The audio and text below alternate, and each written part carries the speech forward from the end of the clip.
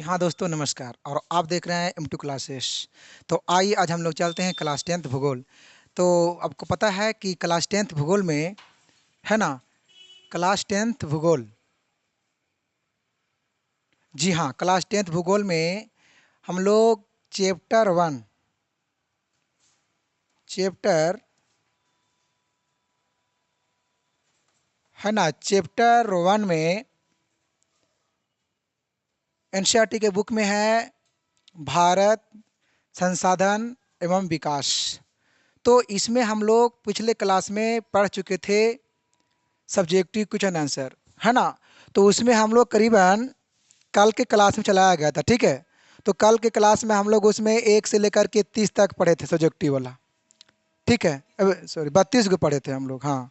कितना पढ़े थे? 32 गो, है ना। 32 गो इसमें हम लोग पढ़ लिए थे 1 से लेकर के 32 तक। तो आज हम लोग पढ़ेंगे 33, है ना। देखिए कहाँ तक जाता है, इसके अनुसार है। तो चलिए हम लोग बहुत कम टाइम लेते हुए और पढ़ाई अपना करेंगे। और इसमें जो बच्चे एग्ज़ाम देने वाले हैं 2025 में, उसके लिए अति इम्पोर्टेंट है, ठीक है। अगर जो हमारे क्लास अगर ज्वाइन अगर नहीं किया है, अगर हमारे क्लास में अगर प्रेजेंट अगर नहीं था, वो बच्चे जान करके एक बार वीडियो को अवश्य देख लेगा, ठीक है।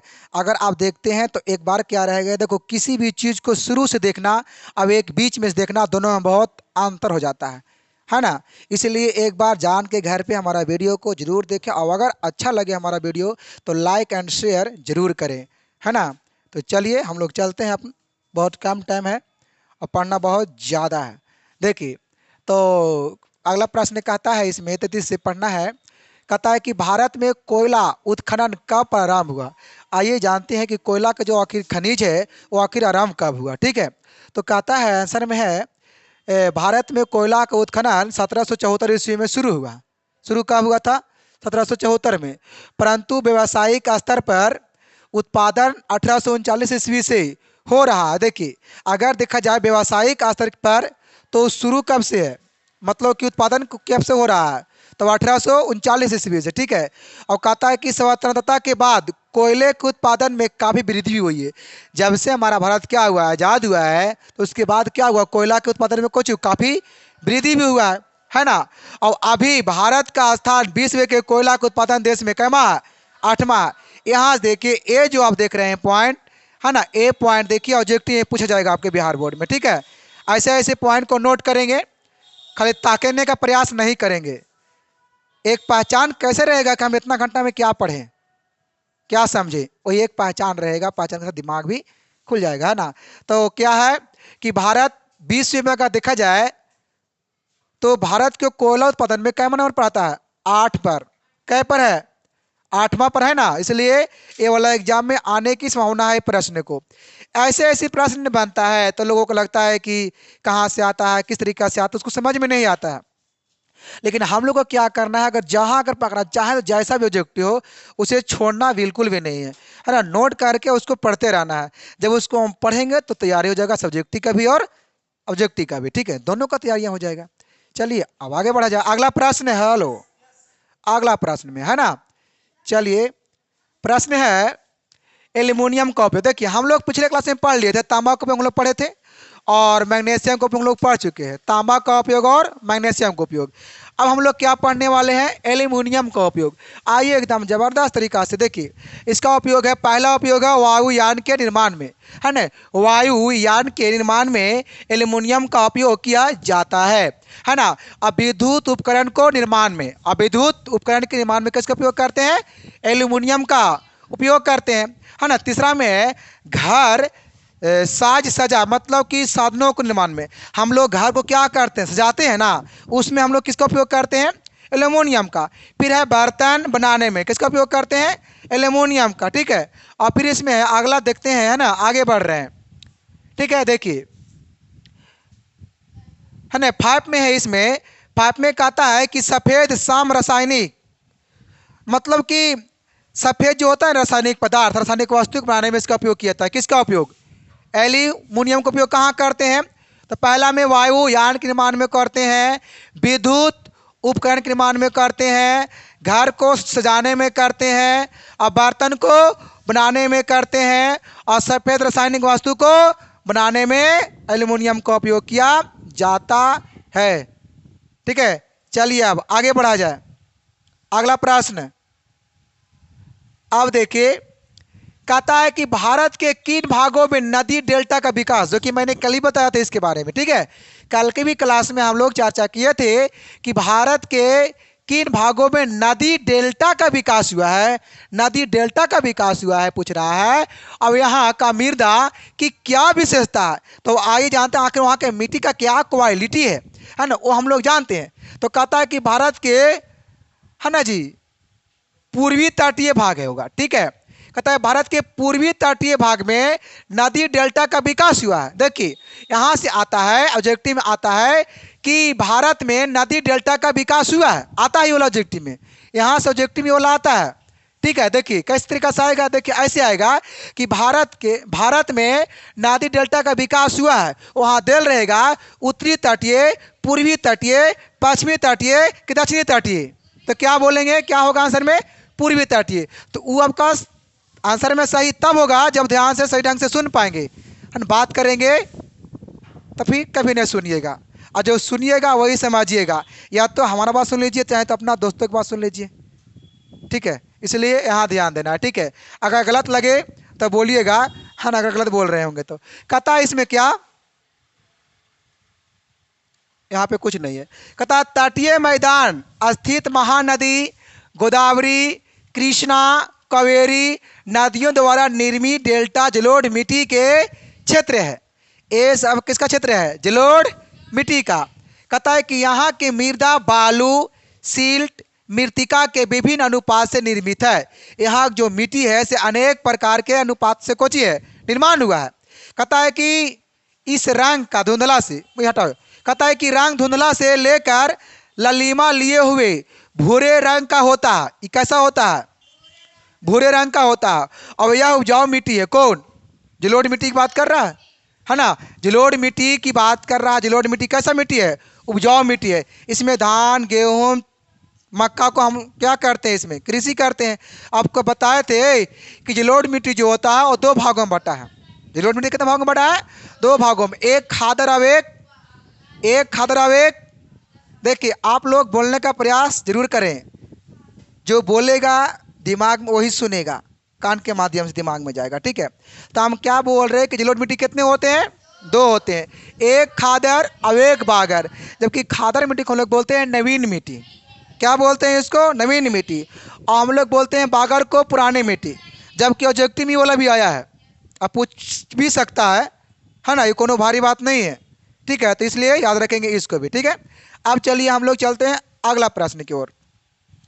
अब देखिए ये प्रश्न कहता है कि संरचनात्मक गुणों के आधार पर ऊर्जा स्रोत को किस प्रकार से बांटा गया है ना।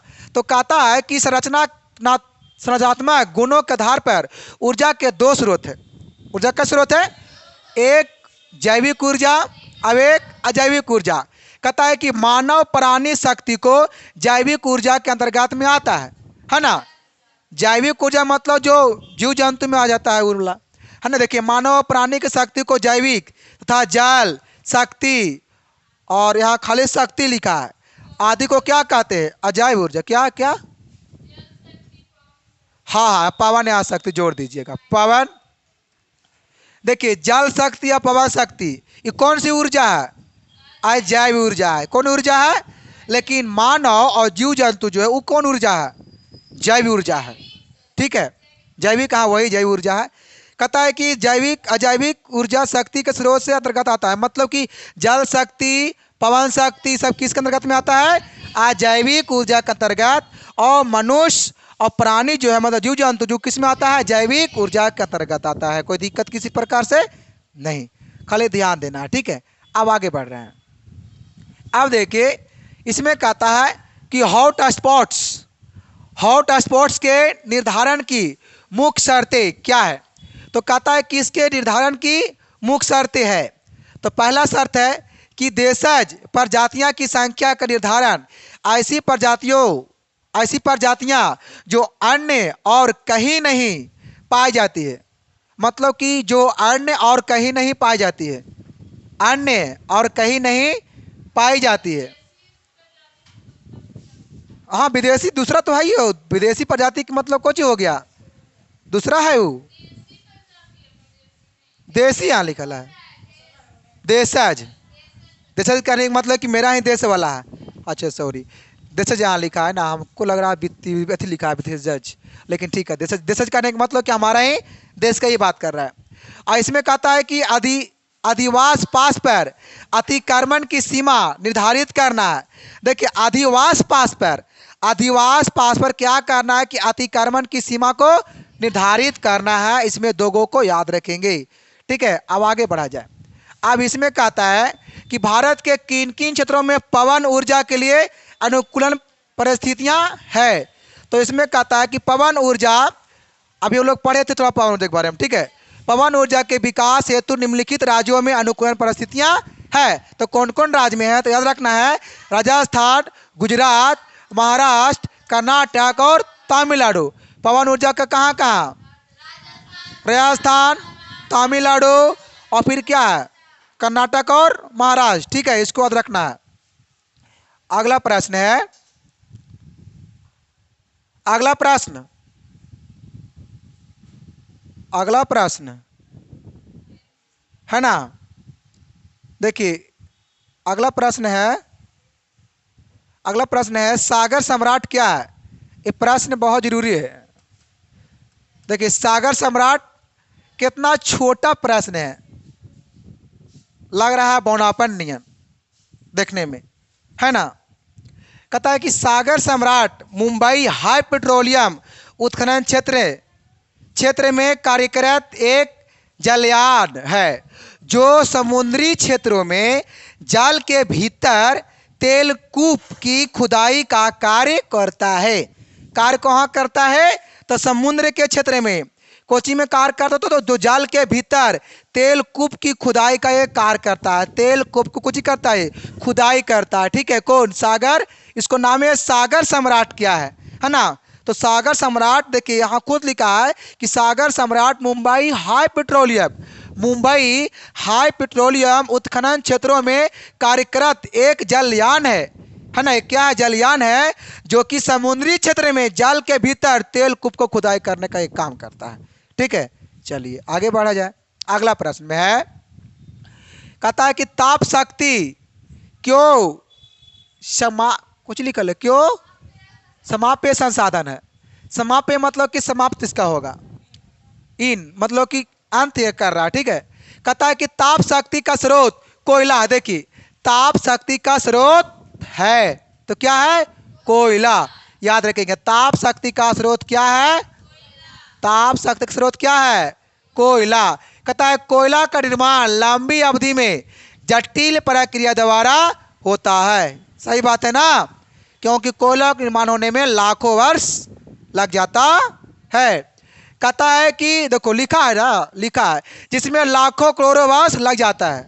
आगे लिखा हुआ है कि किसको में, तो कोयला को बनने में लाखों करोड़ों वर्ष समय लग जाता है, किंतु कोयला का उपयोग तेजी से हो रहा है। देखिए कोयला का उपयोग इतना तेजी से हो रहा है कि सप्ताह में पता नहीं कै मालगाड़ी गुजर जाती है। और एक बोगी नहीं रहता है, 90 बोगी 75 बोगी रहता है। तो कहीं न कहीं कोयला का उपयोग क्या हो रहा है, बढ़ रहा है। आखिर लोग उसको उपयोग कर रहा है तब तो जा रहा है। सप्ताह में करीबन लगा 4-5 लगा पार लगा हुई लगा जाता है रोज। अच्छा रोज तो उतना टाइम नहीं मिलता देखने के लिए, इसलिए हम बता रहे हैं, है ना। इनका भंडार सीमित है, इनका भंडार क्या है, सीमित है। अतः ताप शक्ति समाप्त संसाधन है। मतलब ताप जो शक्ति है वो अंत संसाधन है, मतलब वो अंत है वो। लेकिन ये क्या है, सीमित है। कौन, कोयला के भंडार से क्या है, सीमित है। लेकिन ताप शक्ति का सीमित नहीं है, कर सकते हैं। हाँ वो तो फिर समाप्त हो सकता है। हाँ लिखा है समाप्य संसाधन, समाप्त हो सकता है। सीमित है लेकिन ये समाप्त होने वाला है। हाँ हो सकता है। जैसे एराम देखो ये है ना, एराम में सीमित कहने का मतलब कि 100% सीमित अभी खत्म नहीं होगा। एकरा कहने का मतलब कोयलवा वाला के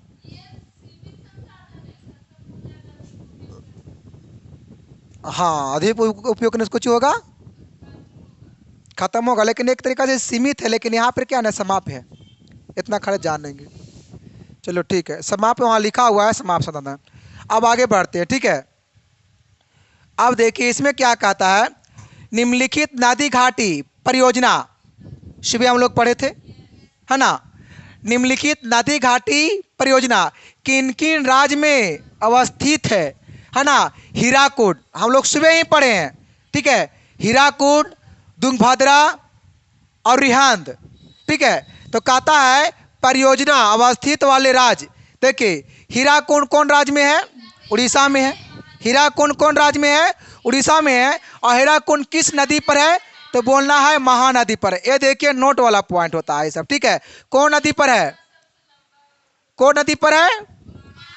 आप यहाँ पर देखिए नोट में लिख लेंगे, पता है क्या लिखेंगे नोट में, कि 20वें में आता है।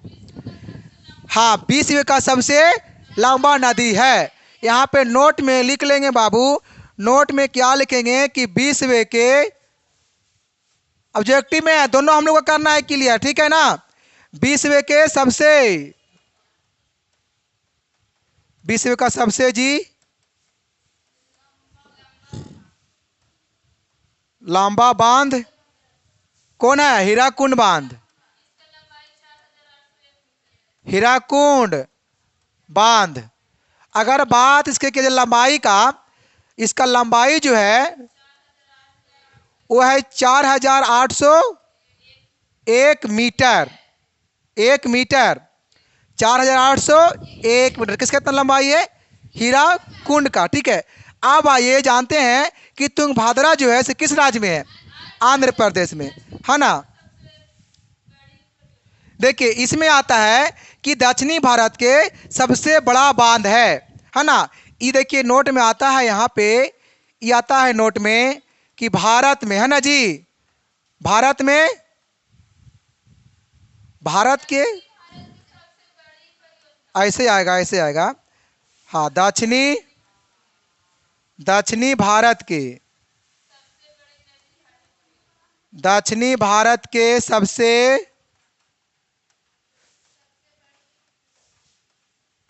बड़ी बांध है। सबसे बड़ी बांध क्या होगा आंसर में, तुंगभद्रा, तुंगभद्रा बांध, ठीक है। तुंगभद्रा किस नदी पर है, सुधार लीजिएगा, वो कोई बात नहीं है, बांध आवे चाहे परियोजना वाला है, तुंगभद्रा है ना, तुंगभद्रा है तो फिर बस सही है, ठीक है। तो यहाँ अच्छा ये कौन नदी पर है, तुंगभद्रा जो है तुंगभद्रा नदी पर है ना, ये उसी नदी पर है, ठीक है। अब बात करता है रिहांद, रिहांद जो है इसे कहाँ है, उत्तर प्रदेश। रिहांद कहाँ है, उत्तर प्रदेश। तो इसे याद रखेंगे कि हीराकुंड जो है किस राज्य में स्थित है, उड़ीसा में। तुंगभद्रा कहाँ स्थित है, आंध्र प्रदेश में। रिहांद कहाँ है, उत्तर प्रदेश में। रिहांद के रिहांदे है, रिहांद के रिहांदे है, रिहांद का रिहांदे है, ठीक है। अब देखिए हम बताए थे सवेरे कि जो भी अगर है परियोजना, वो कुछ कुछ ऐसे हैं जो कि उसका नदी जो है सब बन गया, बांधे उसका नदी, है ना। जैसे कि तुंगभद्रा, तुंगभद्रे पर, हाँ, नदी के नाम पर ही बांध का नाम पड़ा है। तो आइए लेकर देखें कि 20वें का सबसे लंबा बांध क्या है, उसकी लंबाई कितना है, 4801 मीटर। चलिए आगे बढ़ा जाए, अगला प्रश्न, ठीक है। मजा आ गया यार में। अब देखिए कहता है कि वन जीवों के ह्रास में प्रदूषण जनित समस्याओं पर अपना विचार स्पष्ट कीजिए। आइए हम लोग स्पष्ट करते हैं। कहता है बढ़ते प्रदूषण ने भी वन जीव को ह्रास में अपनी भूमिका निभाई है ना। और पराबैंगनी किरणों, अम्ल वर्षा, हरितगृह प्रभाव द्वारा वन जीव और वनों को नुकसान भी पहुंचा है ना। और इसके अलावे वायु, जल, मृदा प्रदूषण ने भी वन एवं वन जीवों के जीवन को गंभीर संकट में डाल दिया है ना। और इसीलिए वन एवं वन जीवों की संख्या धीरे धीरे घटती जा रही है। देखिए वन जीव, जो जीव जंगल में पहले था, आज से कुछ दिन पहले जाइए तो जंगल वाला जो जीव जंतु जो होता है वो अभी उतना है नहीं है, क्योंकि सब लोग क्या किया है, खेती करने के लिए, कृषि करने, जंगल को सभी साफ किया है। अब जब और उसका जैसे जीव जंतु को रहने के लिए मेन कोर घर मकान जंगल ही है, और वही लोग कबाड़ के फेंक देगा तो वो का होगा, ढहना बनावे नहीं करेगा। बात समझ में आ रहा है? इसलिए चलिए अब आते हैं अगला प्रश्न की ओर। इसमें कहता है, देखिए है ना, भाखड़ा नागल परियोजना का क्या महत्व है, हम लोग पढ़ चुके हैं, तो ध्यान पूरा देना है तो पूरा हो जाएगा। कहता है कि यह विश्व के सर्वोच्च बांध में से एक है। यहां से आता है कि विश्व में सबसे ऊंचा बांध है। ऑब्जेक्टिव में वो लाएगा, एकदम ही वाला ऑब्जेक्टिव देखिए बन रहा है यहाँ पे, ठीक है। कैसे आएगा कि विश्व में सबसे ऊंचा बांध है, तो बोलना है भाखड़ा नागल बांध है या परियोजना है ना। देखिए ये जो है ना भाखड़ा नागल कौन नदी पर है? सतलज। याद रखेंगे क्या है? सतलज। इसमें नहीं दिले है, कहीं पे नहीं दिया। देखिए कहता है, लेकिन देखेंगे सतलज पर, ठीक है। कहता है कि इस पर 4 शक्ति गृह बनाए गए हैं, एक भाखड़ा में, 2 गंगावाल में और 1 कोटला में स्थित है ना। और यह 7 लाख किलोवाट विद्युत का कुछ करता है, उत्पादन करता है। देखिए ये जो आप देख रहे हैं भाखड़ा नागल जो है परियोजना, यहाँ पे विद्युत का उत्पादन कितना होता है? 7 lakh kilowatt. 7 lakh kilowatt, 7 lakh kilowatt याद रखना है। कहता है कि एक कोटला में भी स्थापित है कोची, ए वाला मतलब बांधवा है से वाला। कहता है कि अब कहता है देखिए बांध से के लाभ किसको किसको है वो देखना है, कौन कौन से राज्य के लाभ है। कहता है पंजाब, हरियाणा, हिमाचल प्रदेश इत्यादि राज्यों में कृषि और उद्योग में क्रांतिकारी परिवर्तन ला दिया है। पंजाब, हरियाणा, हिमाचल प्रदेश, ये जो देख रहे हैं सभी राज्य तीनों को, ये सब तीनों राज्य में क्या लाया है परिवर्तन? किस चीज में लाया परिवर्तन? कृषि और उद्योग में। कृषि और, क्योंकि हम बार बार हम बोलते हैं कि किसी भी बांध को बनाने का मकसद क्या है, उसका उद्देश्य क्या होता है बनाने का? तो उद्देश्य है कृषि करना, बाढ़ को भी रोकना, मछली पालन करना, बिजली का कुछ करना, उत्पादन करना, मेन तो उद्देश्य ही है ना। कई और बताया गया इसे मैटर को लेकर के। हाँ देखिए, हाँ बताए थे कि भाखड़ा नागल परियोजना पर विशाल एक झील है, उसको नाम पता है कौन झील? गोविंद सागर झील है।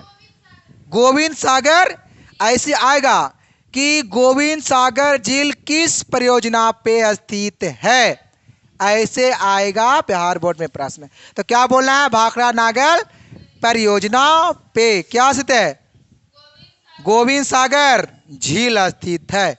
चलिए आगे अगला प्रश्न है, कहता है पारंपरिक ऊर्जा स्रोत किसे कहते हैं? ऊर्जा के वे सभी पुराने स्रोत जिसे हम सैकड़ों वर्षों से प्रयोग कर रहे हैं। कितना वर्षों से? सैकड़ों वर्ष से प्रयोग कर रहे हैं, और ऊर्जा के पारंपरिक स्रोत कहलाता है। देखिए कितना अच्छा है कि पारंपरिक ऊर्जा स्रोत किसे कहते हैं? तो क्या बोलेंगे? वैसा ऊर्जा स्रोत जिसे हम है ना सैकड़ों वर्ष से क्या कर रहे हैं? उपयोग कर रहे हैं, प्रयोग कर रहे हैं, तो उसे क्या कहेंगे? पारंपरिक ऊर्जा स्रोत। कहता जिसे कोयला, नहीं जी, कोयला कहाँ से यूज लोग कर रहा है? कोयला, पेट्रोलियम और प्राकृतिक गैस, ये सब कैसा स्रोत है?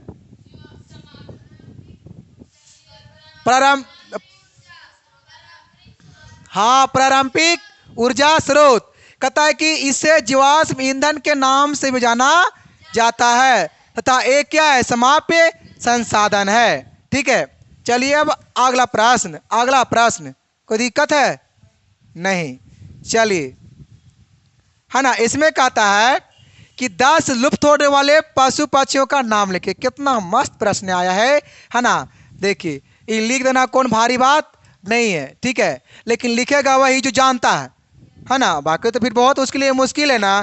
कहता है कि 10 लुप्त होने वाले पशु पक्षियों के नाम है, तो नीचे है वो। कहता है गिद्ध, गिर, सिंह, सिंह लेकिन ना खाली गिर होगा, सी ना होगा, गिर होगा। कहता है धूसर बगुला, देखे हैं धूसर बगुला, ये सब क्या हो गया है, मतलब खत्म हो गया।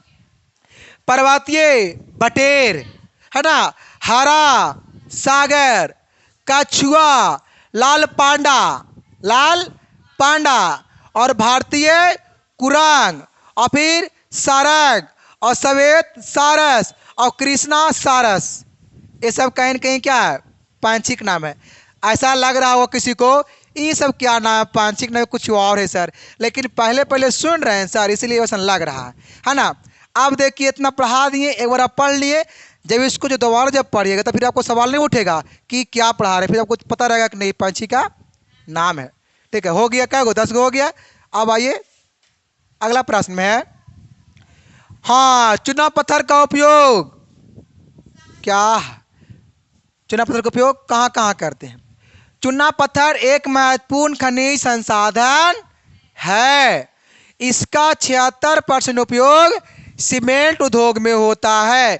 याद रखेंगे बाबू कि चूना पत्थर का उपयोग सीमेंट उद्योग में कितना प्रतिशत होता है, तो क्या बोलेंगे 76%। कितना परसेंट, कितना परसेंट, कोई कोई लिखता है तो कोई टुकुर टुकुर किसी को देखता है जी, मुझे ठीक नहीं लग रहा है, मतलब क्या हो गया है जी, नहीं सुहा रहा है का, धूप तो ऊन किया है, ठंडा तो मौसम है, देखो लड़का बना रहा है। चलो देखिए फिर कहता है क्या है कि 16% उपयोग लौह इस्पात उद्योग में करते हैं। किसका उपयोग, चूना पत्थर का उपयोग लौह इस्पात उद्योग में कितना परसेंट करते हैं, 16%। लेकिन कह रहा है कि रासायनिक उद्योग में चूना पत्थर का उपयोग कितना करते हैं, 4% करते हैं। कितना परसेंट करते हैं, 4%। लेकिन से जो अन्य जो होता है पदार्थ बनाने में, उसमें हम लोग 4% उपयोग उर्वरक, कागज, चीनी उद्योग में होता है, अन्य उद्योग में मतलब अन्य चीज में बनाने में 4% उपयोग किया था। किसका उपयोग, चूना। देखिए यहाँ से है ना, देखिए यहाँ से हम कुछ प्रश्न को होमवर्क में तब बीच में कर देते हैं। देखिए हम क्या क्या पढ़ाए हैं, हम पढ़ाए हैं मैग्नीशियम का उपयोग, हम क्या पढ़ाए हैं, मैग्नीशियम का उपयोग हम पढ़ा दिए हैं। ठीक है, इसको एक बार जान के घर पे आराम से बना लीजिएगा। और 2 में हम पढ़े हैं तांबा का उपयोग पढ़ाए हैं, है ना जी, तांबा का उपयोग हम लोग पढ़ चुके हैं। एक हम लोग क्या पढ़े थे, एल्यूमिनियम का उपयोग पढ़ चुके हैं ना। और 4 में अभी क्या पढ़े हैं, चूना पत्थर का उपयोग पढ़ चुके हैं। फिर हम लोग कल पढ़े थे आभरा का उपयोग, हम लोग कल पढ़े थे आभरा का उपयोग। तो इसे 5 गो है, ये 5 में एकदम एक आएगा तो आएगा। ठीक है, पूछा गया प्रश्न है ये सब, तो ये 5 को क्या करेंगे एक बार घर बैठे आराम से आप लोग बना लीजिएगा। ठीक है, चलिए बीच बीच में कुछ भी हो सकता है, जरूरी नहीं कि सिर्फ पढ़ाना ही है, कोई कोई मेन में जो खास होता है टॉपिक उसे बताना बहुत जरूरी है। ठीक है, चलिए अब आगे बढ़ते हैं।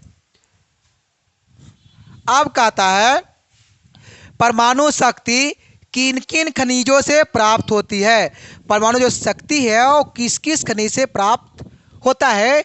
तो कहता है कि वर्तमान समय में परमाणु शक्ति ऊर्जा के प्रमुख स्रोत हैं।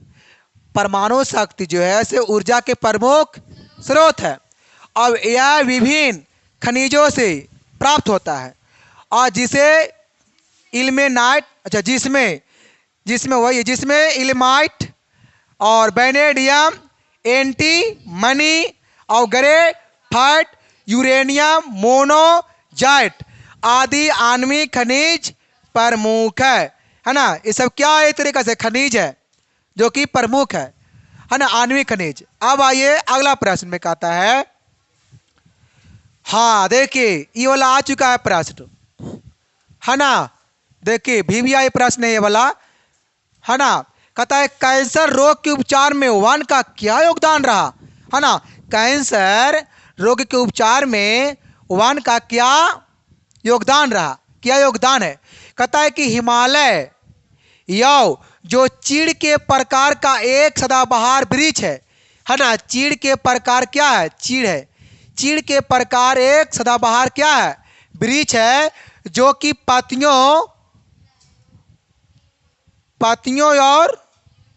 पत्तियों और छालों और जड़ों से टैक्सोल नामक रसायन प्राप्त होता है ना। बताए थे है ना, क्या होता है प्राप्त? टैक्सोल नामक रसायन प्राप्त होता है। कहता है कि इस टैक्सोल रसायन से निर्मित दवा कैंसर रोग के उपचार के लिए प्रयुक्त होता है। ऑब्जेक्टिव में आज पता है कैसे आता है? जाओ हाँ ऑब्जेक्टिव में आता है बाबू कि टैक्सोल का उपयोग किया जाता है। तो इसका क्या होगा आंसर? कैंसर रोग में। कौन रोग में? तो इसलिए याद रखेंगे कि टैक्सोल है ना जी, टैक्सोल का उपयोग किस चीज में किया जाता है? उपयोग किस चीज में किया जाता है? तो कैंसर के रोग में। किसके रोग में? कैंसर रोग में, है ना जी। कौन रोग में? कैंसर। किसका उपयोग करते हैं? टैक्सोल का उपयोग करते हैं। ठीक है, याद रखेंगे। चलिए हाँ देखिए, एक और आता है ना, यूनान है।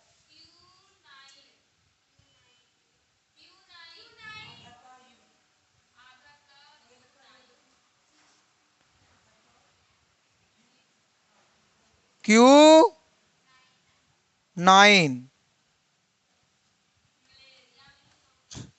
याद रखेंगे, एक पॉइंट और है कि यूनाइन का उपयोग हम लोग किस रोग में मतलब करते हैं? यूनान का उपयोग किस रोग के लिए किया जाता है? तो याद रखेंगे मलेरिया, है ना। याद क्या रखना है? मलेरिया।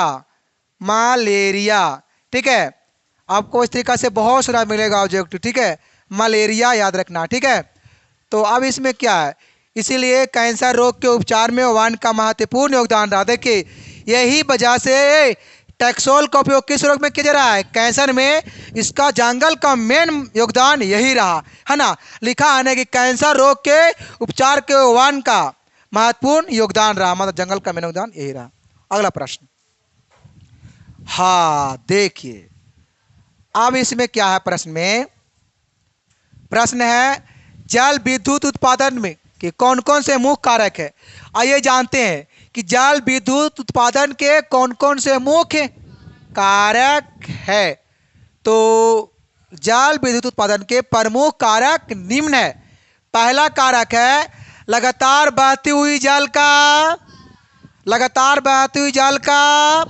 धारा और नदी मार्ग में तीव्र ढाल। फिर है जल की धारा में तेजी गति होनी चाहिए और प्राकृतिक जल पर प्रपात, है ना। प्राकृतिक जल पर प्रपात। कहता है कि सघन औद्योगिक एवं व्यापारिक केंद्र होना चाहिए और पर्याप्त पूंजी निवेश और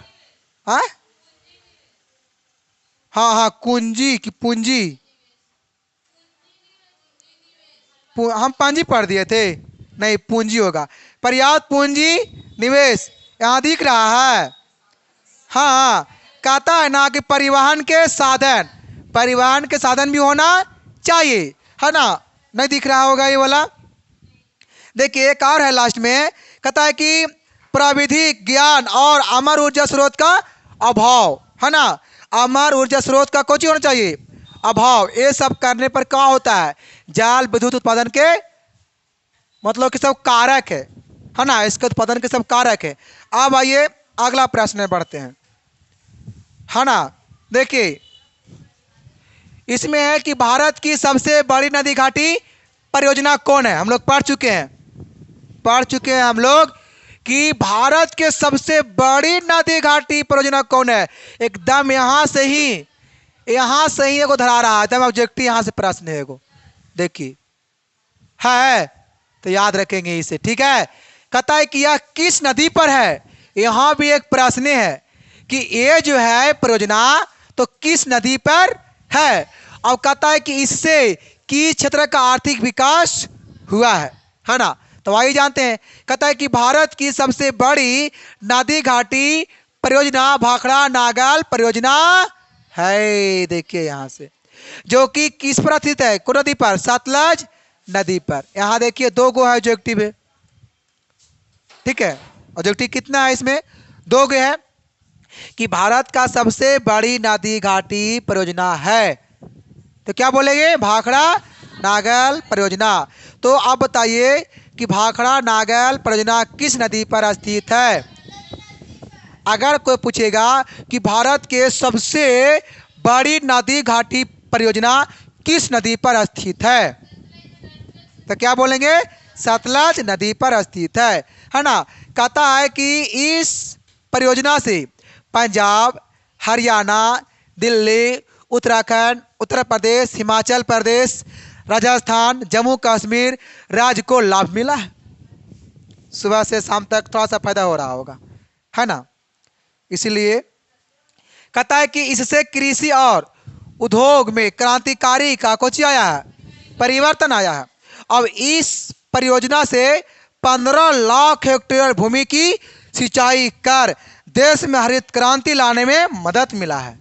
देखिए देश में क्या हरित क्रांति लाने में मदद किसको मिला है, मतलब किससे, मतलब कि आया हुआ है। तो किस बांध से बोलेंगे, भाखड़ा नागल परियोजना से, है ना, इन है। देखिए मतलब कि भाखड़ा नागल परियोजना से 15 लाख हेक्टेयर भूमि कुछ हुआ है, सिंचाई हुआ है, मतलब इतना कृषि किया गया है ना। और कहता है कि जल विद्युत उत्पादन के द्वारा उन राज्य में लघु एवं कुटीर उद्योग का कुछ हुआ है, जाल बिछ गया है। क्योंकि अब पानी ही इतना है तो क्या बिछ गया है, लघु और कुटीर उद्योग का क्या बिछ गया है, जाल। यहाँ से भी एक प्रश्न आता है कि लघु और कुटीर उद्योग में अंतर स्पष्ट करें, अंतर क्या करें। तो हम लोग देखिए इसमें आपको आगे आएगा, ठीक है। ये सब 2 नंबर का प्रश्न है, ठीक है। आइए आगे हम लोग जानेंगे। अब देखिए यहाँ पे क्या है, कहता है कि नवीकरणीय और अनवीकरणीय संसाधन में अंतर स्पष्ट करें, है ना। प्रश्न बहुत भारी है लेकिन पढ़ लेना बहुत आसान है, पढ़ कर समझना सरल हो जाता है, ठीक है। तो बहुत हार्ड प्रश्न है ये वाला, ठीक है। कहता है कि प्राप्ति के आधार पे संसाधन को 2 भागों में, किसके आधार पर, प्राप्ति के आधार पर 2 गो। अभी तक भारत में प्राप्त मात्र 2 संसाधन को किया गया है, एक नवीकरणीय और एक, जबकि हम कल के वीडियो में बताए थे, कल के क्लास में बताए थे कि उत्पत्ति के आधार पे संसाधन 2 है, उत्पत्ति के आधार पे संसाधन 2 है। एक है जैव संसाधन, अब एक है अजैव संसाधन, है ना, जैव और, क्योंकि अभी तक पृथ्वी पे 2 युग हुआ उत्पत्ति, एगो जैव एगो, लेकिन प्राप्ति की अगर बात किया जाए तो भी 2 गो है, एक नवीकरणीय एक। तो आइए हम लोग जानेंगे इसे खुल करके कि नवीकरणीय क्या है और अनवीकरणीय क्या है। चलिए थोड़ा सा आगे बढ़ रहे हैं, ठीक है जी। हाँ देखिए आ गया, क्या है पहला, नवीकरणीय संसाधन। कहता है कि वातावरण में पाए जाने वाले वे सभी संसाधन जो विभिन्न प्रकार की प्राकृतिक, भौतिक, रासायनिक या जैविक प्रक्रियाओं से उत्पन्न होते रहते हैं, है ना। जैसे सूरज का प्रकाश, हवा, पानी, तालाब, झील, नदियाँ, मछलियाँ, पेड़ पौधे, वन्यजीव, पशु पक्षी, ये सभी क्या है, नवीकरणीय संसाधन। ये सभी क्या है, नवीकरणीय। अब देखिए नवीकरणीय संसाधन का हम ऐसे भी बोल सकते हैं इसका परिभाषा कि वैसे संसाधन जिन्हें पुनः प्राप्त किया जा सकता है ना जी। चलिए जैसे में यही सब है। अब है अनवीकरणीय, इसमें है कि इसके अंतर्गत वे सभी संसाधनों का रखा गया है जो धात्विक हो और अधात्विक एक निश्चित भंडार के रूप में पृथ्वी के अंदर जमा है। एक निश्चित भंडार के रूप में पृथ्वी के अंदर जमा है। कहाँ जमा है? अंदर, पृथ्वी के अंदर। कहता है कि इन्हें कृत्रिम रूप से पुनः बनाया जाना संभव नहीं है ना। इन्हें कृत्रिम रूप से पुनः बनाया जाना संभव मतलब दोबारा ही बन नहीं सकता है। दोबारा कहीं बनेगा? मात्र जीवन में एक बार, मतलब एक बार, 2 बार नहीं। इसीलिए तो कहा जाता है कि अनवीकरणीय किसे कहते हैं? तो बोलना है कि वैसे संसाधन जिसको पुनः उपयोग किया नहीं जाता है, जैसे कोयला, पेट्रोल, है ना। चलो ठीक है, आगे आते हैं। ठीक है, कहता आता है एक बार इसके भंडार समाप्त हो जाने से कठिनाई होती है ना। एक बार अगर इसका भंडार अगर समाप्त हो गया, अब अगर चाहेंगे दोबारा उसको फिर से हम करें, बहुत मुश्किल है, होगा, कठिन है, मतलब होगा ही नहीं। दोबारा चाहेंगे तो फिर होगा ही नहीं। जैसे में कोयला, पेट्रोलियम, लोह, अयस्क, बॉक्साइड, मैग्नीशियम आदि। अच्छा सॉरी, मैग्नीज। क्या है? मैग्नीज, मैग्नीज, ठीक है। देखिए कोयला क्या है? अनवीकरणीय, बोलो ना जी, सब उन्हें देख लगता है। कोयला क्या है जी? कोयला के प्रकार कै गो है जी? कै गो? कोयला के प्रकार है कितना है? कोयला के प्रकार एथरासाइट कोयला, बिटुमिनस कोयला, लिग्नाइट कोयला और पीट कोयला। देखिए चारों में सबसे अच्छा क्वालिटी वाला कोयला कौन है? एंथ्रासाइट कोयला, जिसको आता है ऑब्जेक्टिव में कि सबसे सर्वोत्तम कोयला है। तो क्या होगा? एंथ्रासाइट कोयला है।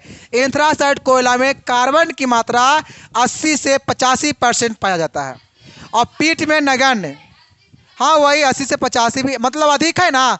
हाँ, अब पीट में नगण्य मतलब कि कार्बन की मात्रा उसमें नहीं होता है। याद हुआ? आप बात करें पेट्रोलियम, तो पेट्रोलियम क्या? अनवीकरणीय संसाधन है ना।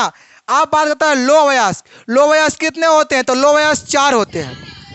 हम बताए थे कि 2 गो रहेगा टाइट, 2 गो रहेगा टाइट, अब 1 गो रहेगा नाइट, 1 गो रहेगा नाइट, अब 1 गो रहेगा राइट, 1 गो रहेगा, तो 4 गो हो गया।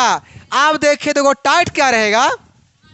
तो 1 गो रहेगा हेमाटाइट और फिर रहेगा मैग्नेटाइट, है ना। और नाइट में क्या है?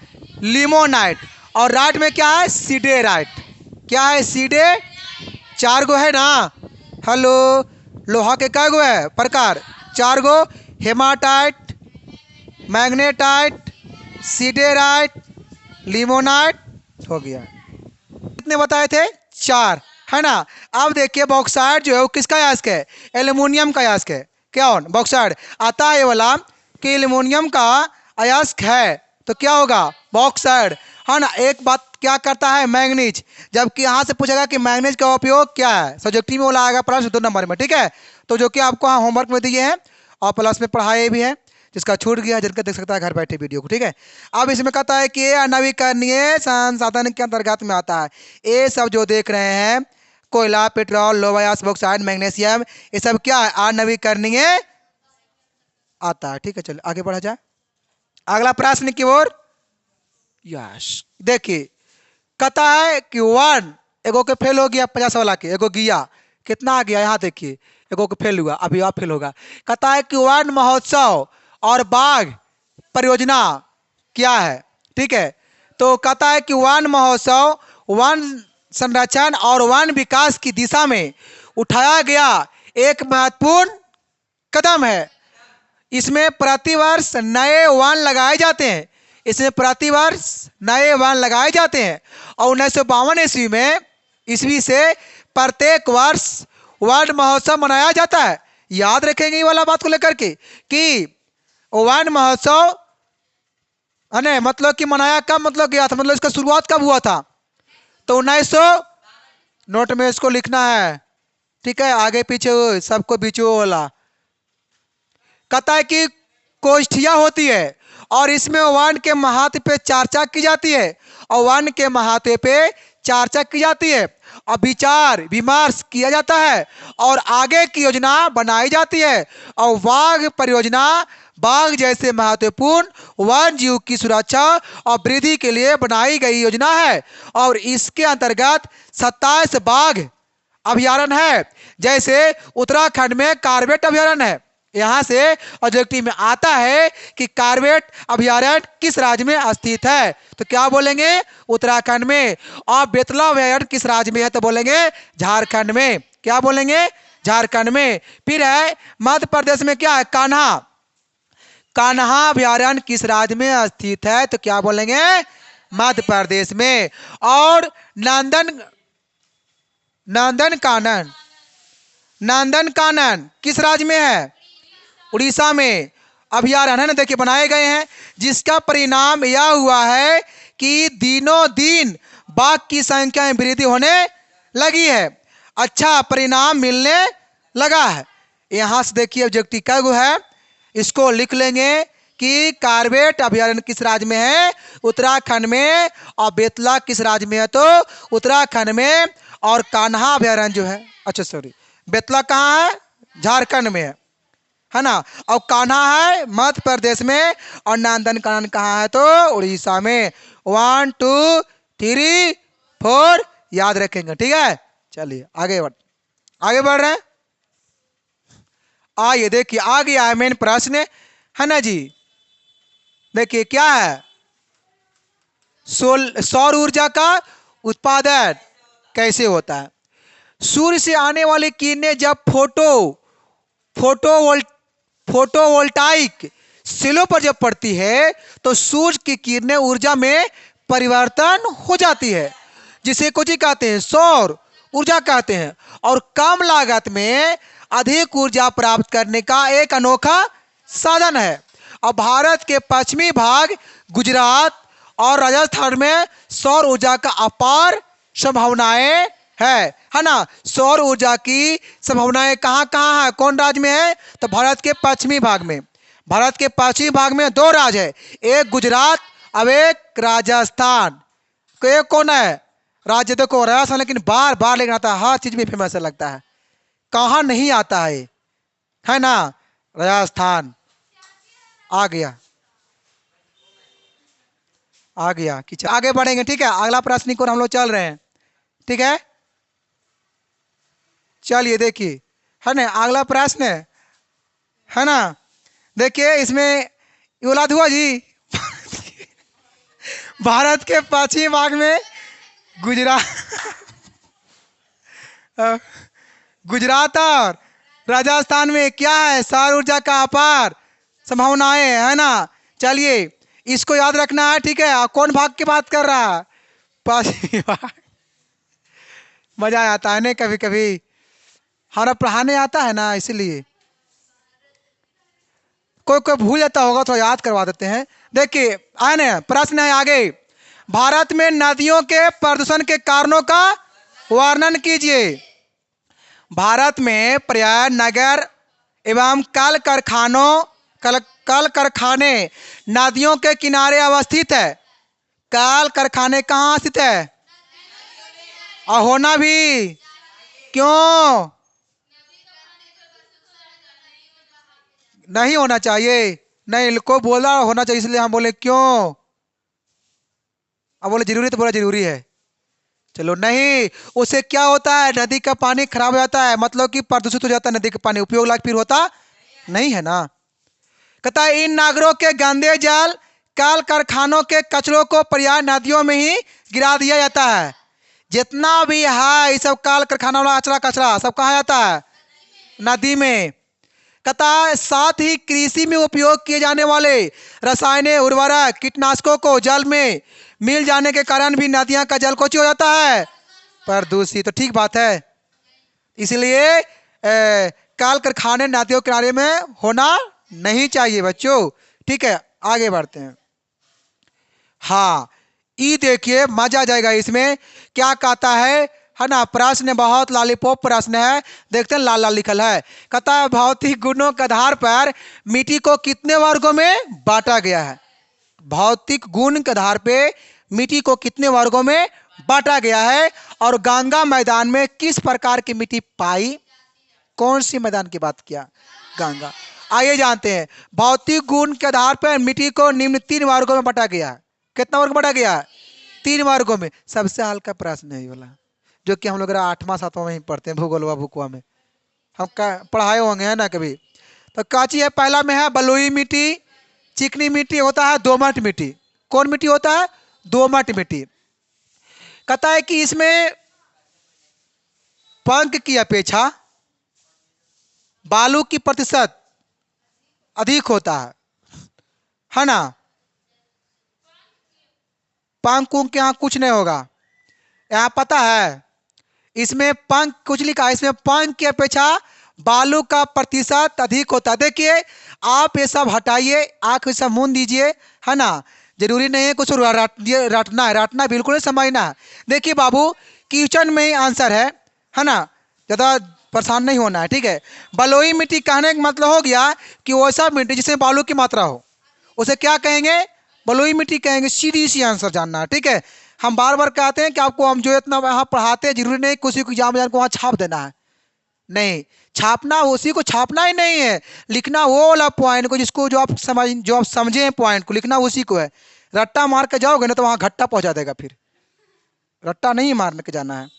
अब क्या है ना, देखिए बलुई मिट्टी में जल की खपत ज्यादा होता है, सोख जाती है बलुई मिट्टी जल को कुछ होता है उसमें अधिक सोखती है। कौन मिट्टी? हाँ बलुई मिट्टी। अब है चिकनी मिट्टी। तो चिकनी मिट्टी में कहता है कि चिकनी मिट्टी जिसमें इसमें पंख का प्रतिशत की अधिक होती है। अरे पंख मतलब ना समय तो देखो, चिकनी मिट्टी हम लोग किसके बोलते हैं? मूर्ति उससे बनता है ना, चिकनी मिट्टी से, और बर्तन बनता है, घड़ा वगैरह चिकनी मिट्टी से बनाई जाती है ये सबको, है ना, उसी को हम लोग बोलते हैं पंख। कहता है यह मिट्टी सूखने पर कड़ी हो जाती है। जैसे आप लोग देखे होंगे कभी आहार वगैरह में, आहार वगैरह में कभी देखे होंगे, वो चिकनी मिट्टी होता है ना। देखते हैं जब वो सूखेगा ना एकदम खटाखट करेगा। कैसे करेगा? खटाखट खटाखट। जब मारिएगा ना तो एक लोहा का ऐसा एकदम हो जाएगा, वो इतना कठोर हो जाता है वो, है ना। अब क्या है दोमट। दोमट में क्या होता है ने कि उसमें दोनों आता है, बालू वाला भी और कौन वाला? चिकनी मिट्टी दोनों। तो बलुई मिट्टी और चिकनी मिट्टी को मिलने से क्या बनता है? दोमट मिट्टी। क्यों? कुछ में कंकड़ उंकड़ सब रहेगा। किस में? दोमट मिट्टी में, है ना जी। चलिए ठीक है, तो ये वाला हो गया। देखिए देखिए देखिए, थोड़ा सा इसे पढ़ देते हैं, ठीक है। इसमें बालू और पंख की मात्रा, पंख मतलब वही वाला चिकनी मिट्टी की बातें कर रहा है, ठीक है। पंख की मात्रा बराबर होती है। कृषि कार्य के लिए यह मिट्टी अच्छी मानी जाती है। कृषि कार्य के लिए यह मिट्टी कौन सी मानी जाती है? अच्छी। किसको? दोमट मिट्टी को। अब गंगा के मैदान में समान यह मिट्टी पाई, गंगा के मैदान में कौन मिट्टी पाई जाती है? दोमट मिट्टी। कौन मिट्टी? दोमट मिट्टी, ठीक है। अगला प्रश्न बढ़े, आगे बढ़ रहे हैं, ठीक है।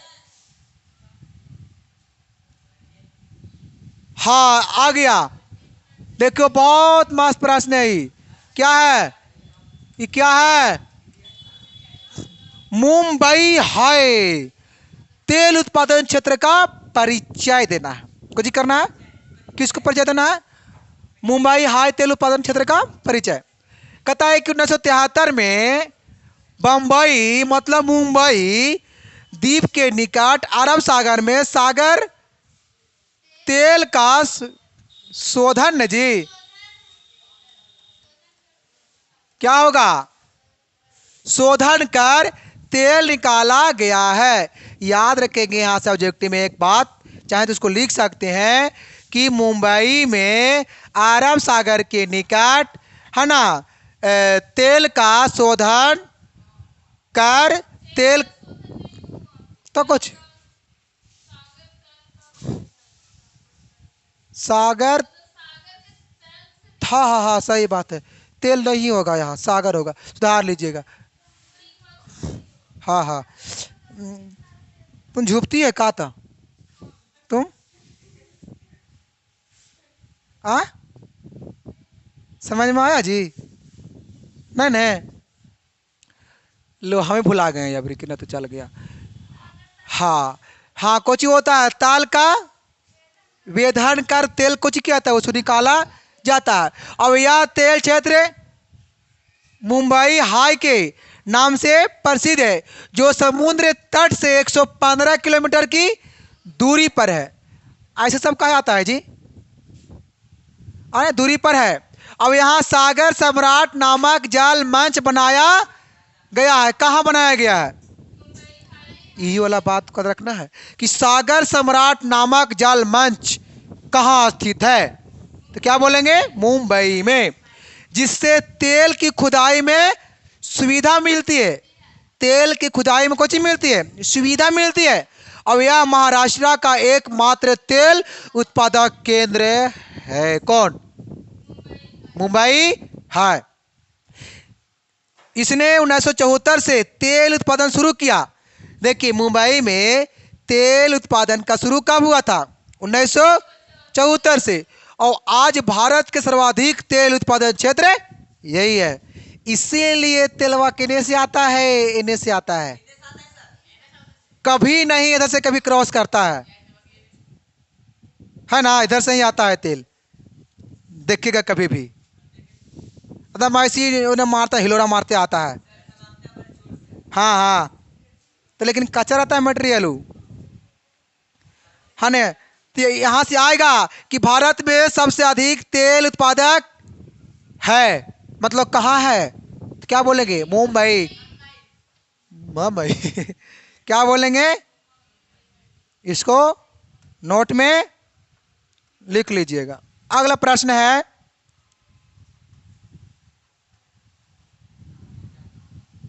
नदी घाटी परियोजना के मुख्य उद्देश्य आइए जान लेते हैं। इन परियोजनाओं का मुख्य उद्देश्य समन्वित रूप से नदी घाटी से जुड़ी विभिन्न समस्याओं को हल करना। इनमें बाढ़ों का नियंत्रण, मतलब बाढ़ की रोका जा सकता नहीं, रोका जाता ही है। और मृदा अपरदन पर रोक, जैसे कि अब जब बांध जब बनाएंगे तो मिट्टी का थोड़ा होगा अपरदन, वो तो नहीं ना होगा, वो रोकेंगे क्योंकि फिर बहेगा ही नहीं। बांधने बांध दिए जी, तो कहाँ से बहेगा।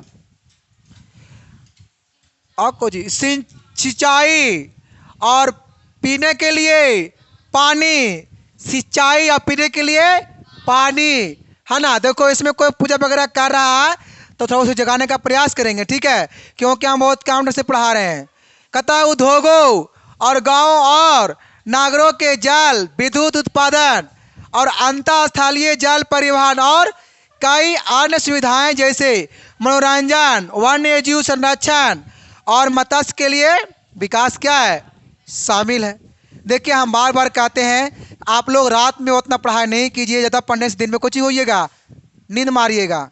इसलिए रात में क्या कीजिए, थोड़ा सा कम पढ़िए, है ना।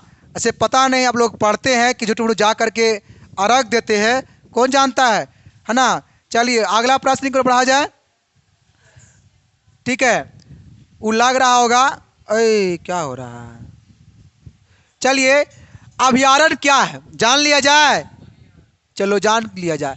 अभयारण्य क्या है कि नहीं, दो के नाम लिखे और उनकी स्थिति को बताएं।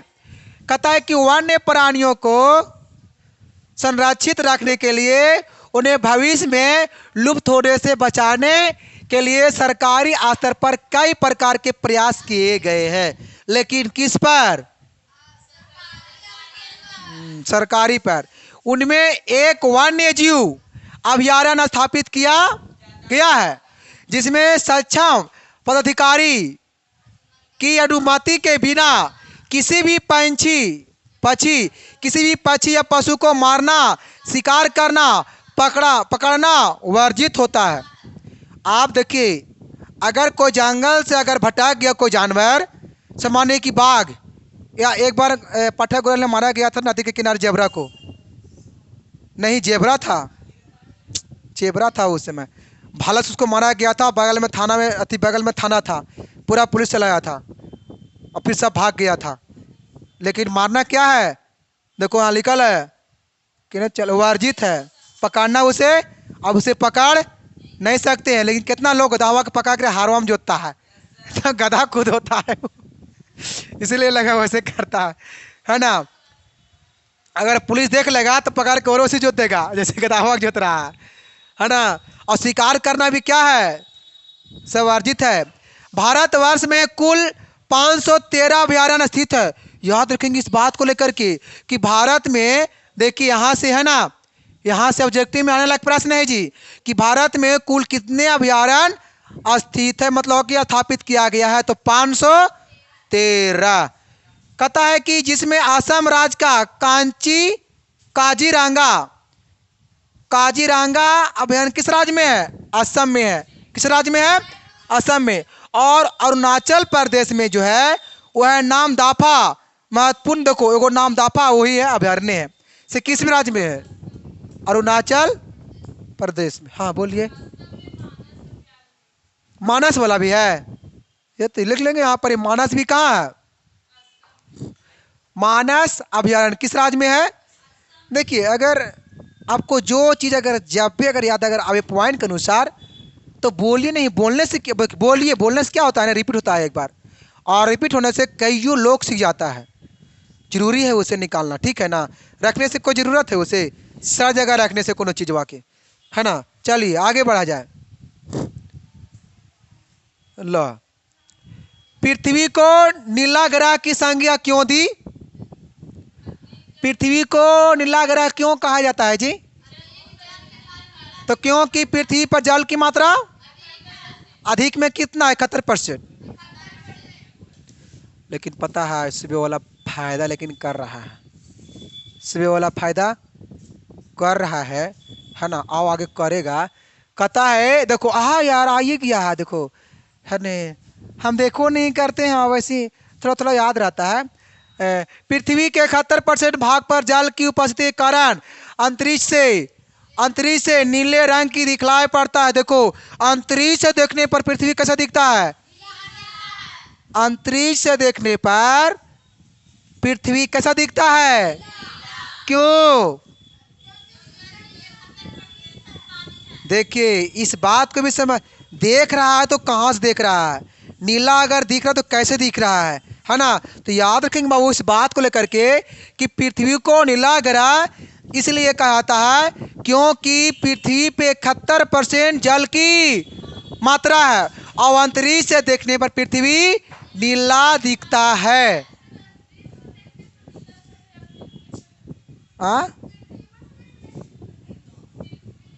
अंतरिक्ष पर से देखने पर पृथ्वी कैसे दिखता है, नीला, क्योंकि इसमें जल की मात्रा कितना है, 71% है।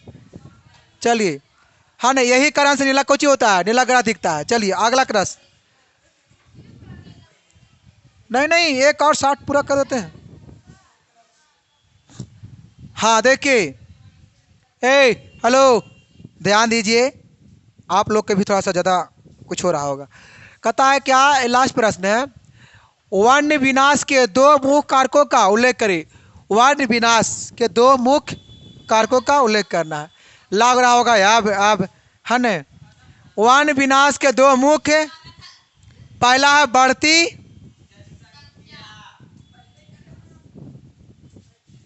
बढ़ती और फिर आवासीय क्षेत्र का प्रसार। इसमें है इसके कारण जलावन, फर्नीचर, मकान निर्माण आदि में लकड़ी के लिए वनों का विनाश हो रहा है। सही बात है कि नहीं जी। आज देखिए तो वनों का विनाश क्यों हो रहा है, तो जलावन के लिए। एक का गाड़ी जाता है जी रोज, तो क्या होगा, जंगल विनाश न होगा, है ना। और फिर और भी लोग काटता है कुछ बनाने के लिए, फर्नीचर, है ना। और फिर क्या है, मकान निर्माण में लकड़ी का उपयोग किया जाता है ना, तो कहाँ से का लकड़ी, जंगल से। तो धीरे धीरे सब विनाश। आवासीय क्षेत्रों का प्रसार, कहता है आवास का क्षेत्र इतना बढ़ गया है कि लोग अब जंगल के क्षेत्र में आवासों का विस्तार कर रहे हैं।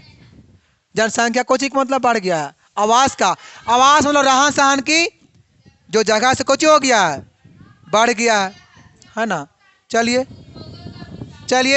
चलिए आगे बढ़ते हैं थोड़ा सा, है ना। एक प्रश्न आप लोग की तरफ से, है ना। देखिए बहुत छोटा प्रश्न है, प्रश्न क्या है, बहुत छोटा है ना। अगर भूख लगी है तो एक बार हमारे बातों को जरूर सुने। देखिए कहता है कि झारखंड राज्य के प्रमुख कोयला, अरे प्रश्न बहुत जरूरी है जी, प्रश्न भी आई है, ध्यान दो सभी। हटा भूख भूख मत करना। देखो प्रश्न क्या कह रहा है, झारखंड राज्य के प्रमुख कोयला उत्पादन क्षेत्र के नाम अंकित कीजिए। झारखंड राज्य के प्रमुख कोयला क्षेत्र निम्नलिखित है। पहला झारिया, बोकारो, गिरिडीह, हाँ गिरी, कर्णपुरा, क्या लिखल है, फिर क्या है, रामगढ़। याद हुआ क्या क्या है, अरे बाप रे बाप, झारिया, बोकारो, गिरिडीह, कर्णपुरा, रामगढ़। ठीक है, बाकी रामगढ़ राम राम। आप लोग को मिलेंगे हम अब आराम से। ठीक है, तो ऑल द बेस्ट। अगर हमारे वीडियो अच्छा लगे तो लाइक एंड शेयर जरूर करें और हमारी अपनी यूट्यूब चैनल एम2 क्लासेस को सब्सक्राइब जरूर करें।